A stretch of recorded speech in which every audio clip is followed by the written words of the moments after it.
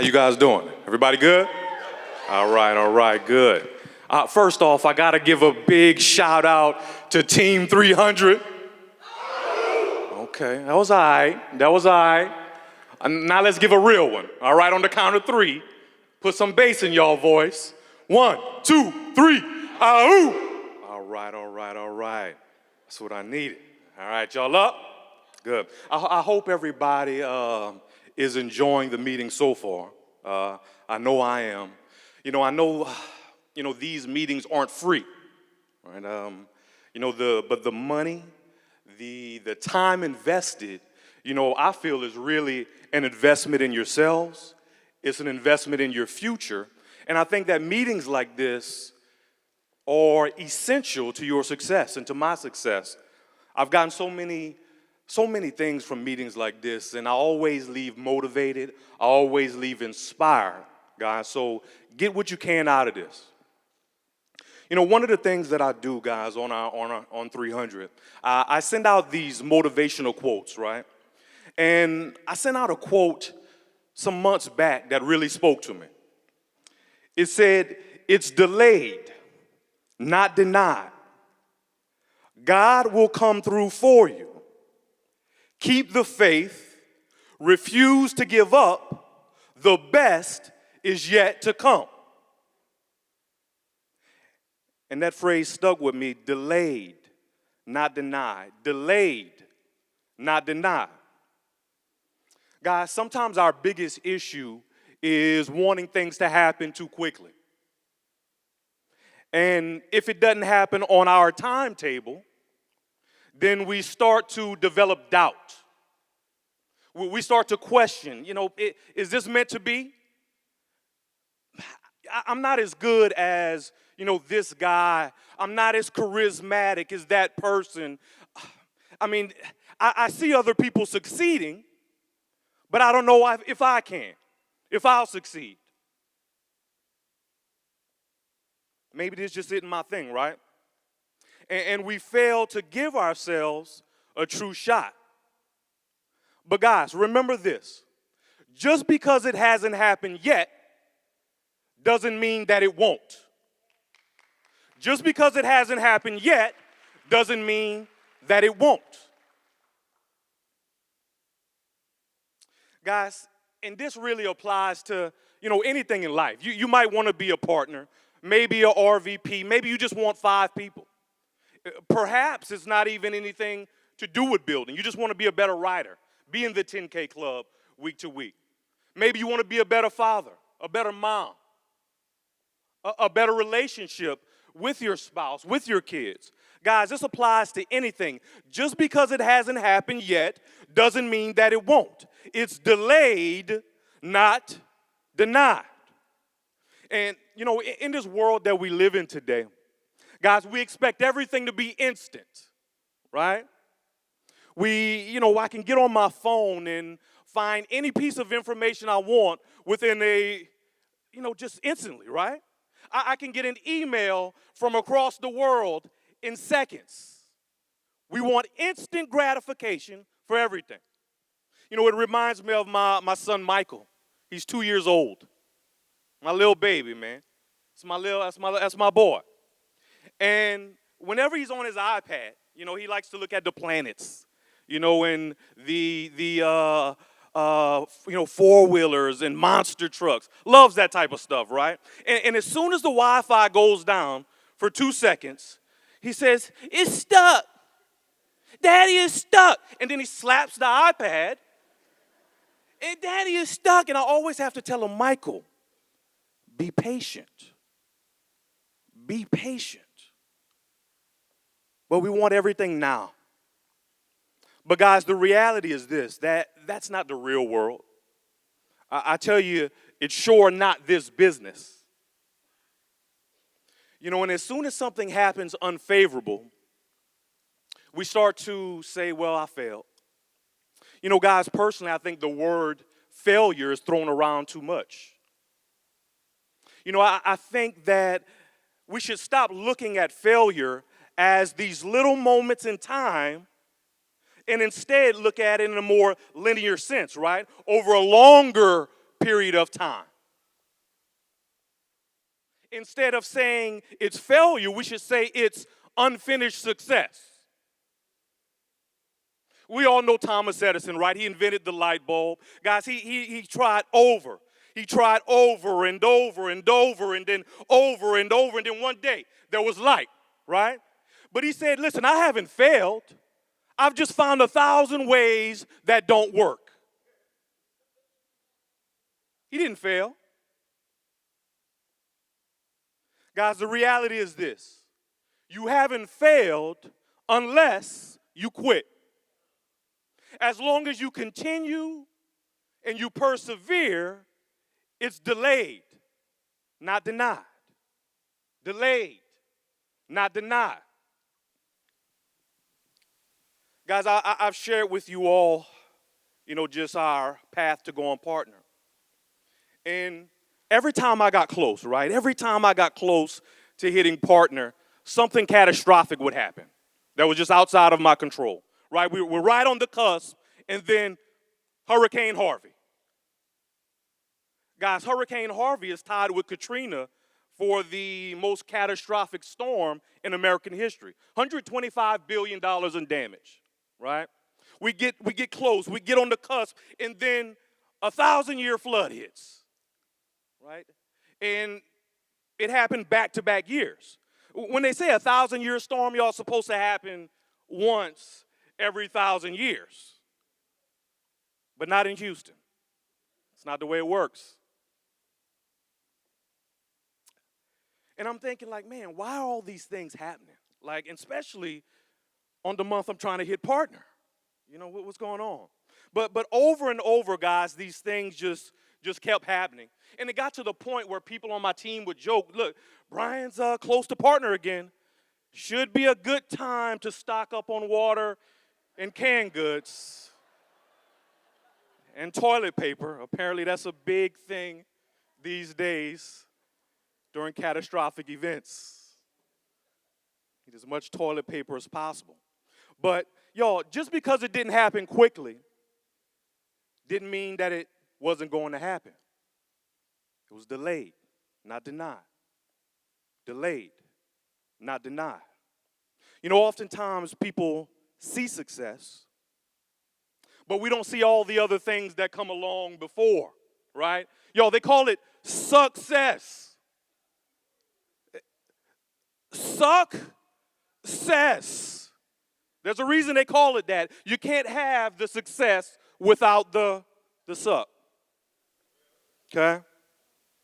Even this last time, we're on the verge again, and then we get this historic freeze, right? Y'all saw it on the news. Our energy grid, got overwhelmed. We lost electricity, went back to the Stone Age for a few days. And I was worried. I was like, oh, geez, not again, right? But fortunately, we was able to push through. 300 came through. But what if? What if I said, you know what? God's trying to tell me something. Because we do that sometimes, right? We think we know what God's saying all the time. God's trying to tell me, maybe this isn't for me. Maybe I shouldn't keep going. Maybe I should just give up on the dream of partnership. Maybe I should just quit, right? Now, y'all, that would have been failure. But I knew that as long as I kept going, kept setting goals, kept working hard, remained positive, that eventually would happen. And you know what? Thank Yahweh it did. All the grace to him.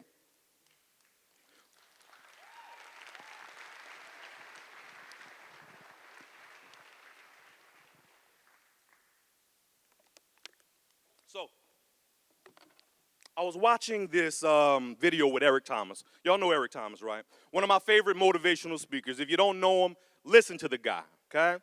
But what he did was he projected a picture of a diamond behind him. We all know diamonds, right? We know the beauty of a diamond. We know the value of a diamond. But guys, you don't just get, a shovel and just boom, diamond. Oh, this is a nice one. Doesn't work that way, okay? To create a diamond has to go through extreme pressure. 725,000 pounds per square inch. That's 362 tons per square inch. A diamond has to go through extreme heat, 2,200 degrees Fahrenheit. That's the same temperature as lava. And then it has to be cut. Now, none of those things sound pleasant, right? Pressure, heat, cut. But you know what? If you want to be a diamond, that's what it takes. I can tell you, throughout this process, and for all these people that you saw on stage, all the people that are experiencing success here, they've had to go through those things. Pressure, heat, cut. When Katrina hit, when Harvey hit, guys, picture this. We'd buy leads, okay? And then we pay our money for those leads. We go to the house, and then all of their belongings were piled up on the curb. We get into that house, that person can care less about life insurance, right? Not in that moment. That was some pressure. And then on top of that, we had agents, cars flooded, home flooded. They couldn't make it because people weren't buying insurance as much, right? That was some heat. So we lost some agents behind that. And then on top of that, we get a tsunami of chargebacks and a tsunami of roll-ups because people couldn't pay their bills. That was cut. But get this, y'all. Once a diamond is formed, you can't break it. It's one of the hardest substances on earth. It's a process. Craig said that, right? Delayed, not denied. The Bible says it best. It says, the race is not given to the swift, but it says it's given to them that endure till the end, right? Not to the swift, but it's given to those that endure till the end. That endure till the end. We know King David from the Bible. Well, listen, the great King David from the Bible wasn't always the great King David. He had to go through some things. At that time, there was actually another king, King Saul. He was disobedient to God. And God told his prophet Samuel, he said, go to the house of Jesse. And from there, I'm going to pick the next king of Israel. So Samuel goes to Jesse's home, and Jesse brings his sons. And first he brings the tallest and the strongest and the most eloquent. And he brought 7 sons before Samuel. And every time God said, nope, I don't want the biggest. I don't want the strongest. I don't look at things the way man does. And then after seven sons comes, he says, Jesse, is this all your sons? He's like, well, no, I got one more, but he's the youngest and he's tending to the sheep. He's like, go get him. So he fetched him. He came through, and the Bible describes him as ruddy, right? Ruddy appearance. And God said, that's him. That's the one that I want. Rise up and anoint him. And he anointed him to be the next king of Israel. But guys, after that, now this is from God, the anointment from God, right? He didn't get to go into the palace that day and sit on the throne and put on his kingly garments. That didn't happen that way. He had to go through some stuff. He had to go through some things. Y'all, he was in battle after battle, in wars where he fought for his life. Oftentimes, King Saul tried to have him killed. He was banished from Israel, lived on the run, hid out in the desert.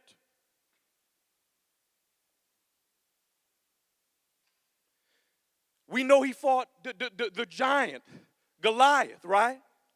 When nobody else wanted to fight him. And guys, get this.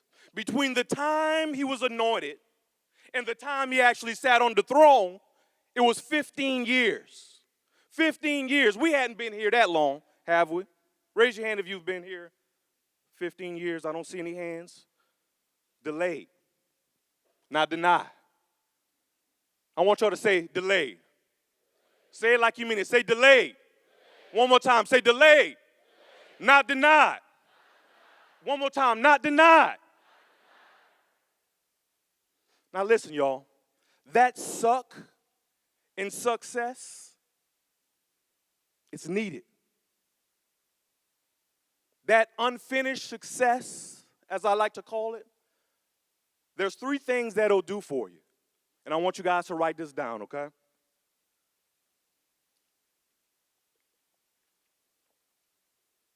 First thing that failure, quote unquote, failure would do. Failures are the building blocks necessary to create greatness. Guys, Arnold Schwarzenegger, if you've seen him in his day, right, when he was younger, Arnold was a beast, right? He was in bodybuilding championships. I mean, this dude had muscles on muscles, right? Biceps had biceps, okay? But in order to get that physique, in order to become Mr. Universe, he would have to lift weight, add more, lift weight, add more, and he would have to lift until failure. Because in bodybuilding, failure equates to progress. Failure equates to growth. Failure is necessary. Those muscle fibers have to be torn so they can build back stronger and build back better. Number two, second thing failure does, it forces you to fall in love with the process as opposed to the goal itself. Y'all, that's big. Write that down. It forces you to fall in love with the process as opposed to the goal itself. I was watching this TED Talk with this gentleman by the name of Reggie Rivers. He was a former running back for the Denver Broncos, okay? And he said this. He said that in order to hit your goal, don't focus on the goal. That seems counterintuitive, right? In order to hit your goal, don't focus on the goal. He said instead, focus on the behaviors necessary to hit your goal. And he gave this example about, this girl that he just thought she was so beautiful in the 6th grade, Lysandra. He just loved him some Lysandra. And, he just thought about her all the time. He was like, man, I want her to be my girlfriend. And he was like, I want her to be my girlfriend. You know what? Today is the day I'm going to ask Lysandra to be my girlfriend. And he turns to his best friend and he says, go ask Lysandra to be my girlfriend. Today is the day. So his friend walks over to Lysandra and he's watching. And he sees his friend say something and her little friends giggle. And then Lysandra tells him something and he's just watching. And then a friend comes back over and he said, listen, Lysandra said, if you want her to be your girlfriend, you have to ask yourself. Couldn't do it. He was too scared.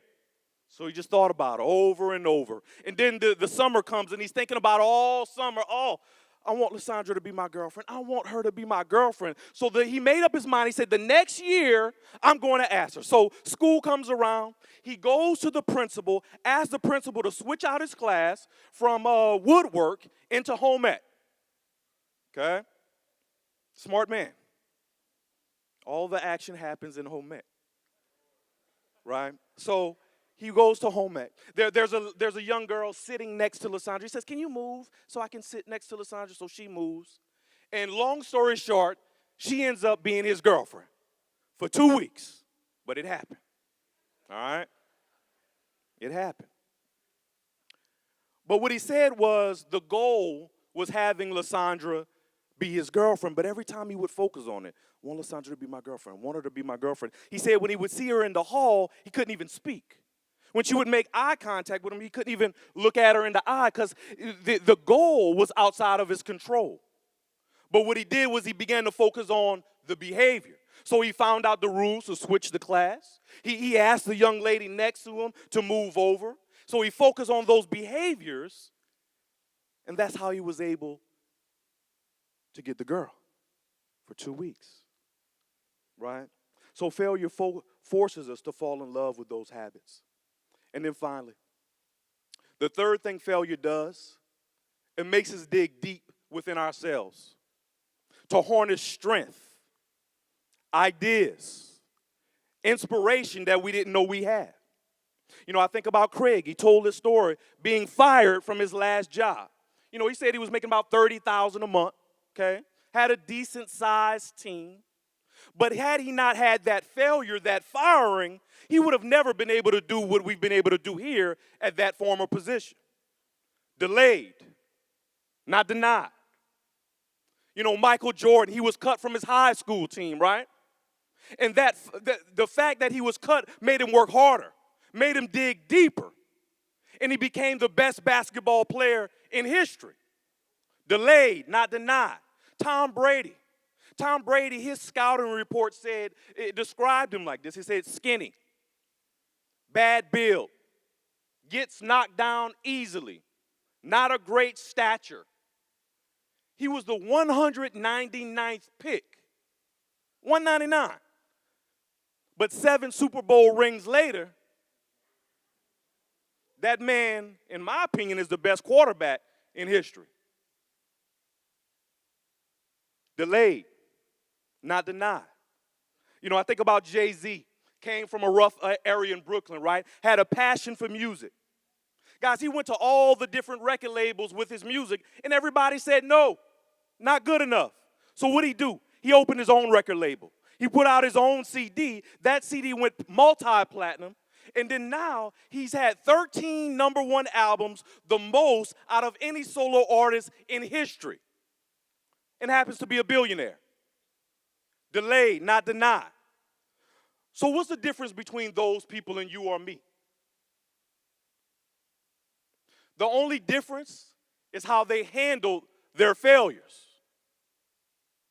They rose to the challenge instead of sinking. They didn't let them break them. Don't let it break you. Use your failures as fuel. Use that fuel to drive you to the places you want to go. Guys, it's all within your grasp if you don't stop, if you don't quit. Whatever you want, you can have it.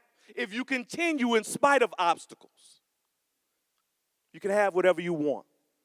Guys, success means to me falling down 8 times, but standing up 9 times. Thank you so much.